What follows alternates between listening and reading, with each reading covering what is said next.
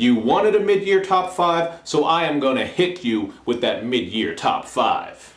What's up everybody? It's Luke James, not the singer. If you're an indie artist looking for an album review and some promo, you can hit up Luke at redmattersite.com. And here we are, my mid-year top 5 list. And this one was actually kind of hard to put together because even though this year hasn't been as great as last year so far, in my opinion, we have still gotten a lot of fire releases. So once it comes time for my top 10 at the end of the year, this list might look a little different. But as of now, this is my mid-year top 5. And we're going to just jump right into it with my number 5. And that one is the Underachievers mixtape, It Happened in Flatbush. This one to me is just one of the best mixtapes of the year, maybe the best mixtape of the year, because it has such great banging production, but they were also rapping their asses off on this one. They weren't really coming with any crazy content, but as far as that energy and clever wordplay and those crazy flows, they really did the damn thing. So this mixtape to me is the perfect example of how you can make bangers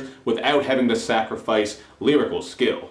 Now my number 4 on the list is YG's album, Still Brazy. And this one was actually a big surprise to me because I thought his last album was alright and I wasn't expecting this one to be so much better, but it really was. First of all, I like how he stepped away from DJ Mustard because it gives the production a little bit more variation without sacrificing that West Coast sound.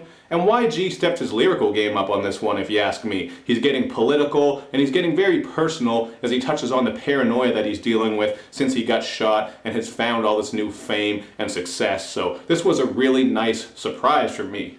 And coming in at number 3 is an album that I think was kind of slept on. It's Ritz's album, Top of the Line. Ritz has been one of my favorite artists for a while now, and I think his discography is very consistent, and he did not miss a beat with this one, because he's still coming through with those smooth, catchy hooks, rapid-fire flows, great content, and production that goes from banging and just slap-happy to smooth and wavy without seeming out of place. He's just a very balanced artist, and I really like that about Ritz. So make sure you check this one out if you haven't. I think you'll be surprised, especially if you've never checked out Ritz before, and I think this one is well deserving of that number 3 spot.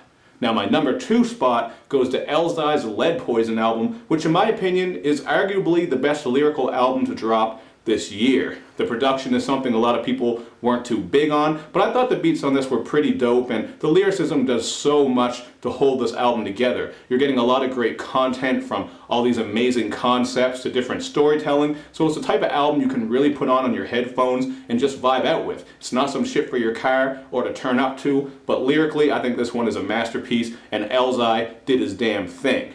And my number 1 so far, just the runaway number 1, there's nothing that's even coming close to this, in my opinion, is Anderson .Paak's album, Malibu. I fell in love with this one the first time I heard it because of the masterful blending of soul, funk, R&B, jazz, just a lot of different sounds that he brought here, and whether he's singing or rapping, he has a very unique sound, so he has quickly become one of my favorite artists, and I look forward to hearing more from him. I listen to this shit all the time, whether I'm in my car, whether I'm sitting out on the porch on a sunny day, hanging out around the house. It just seems to fit pretty much any mood, and it is my number 1 of the year so far, and I wouldn't be surprised if it was my number 1 come the end of the year, but you know, who knows what's going to drop, so I think it will be in my top 3 for sure. But I do want to list off a couple of honorable mentions here. I had to write them down just so I didn't forget.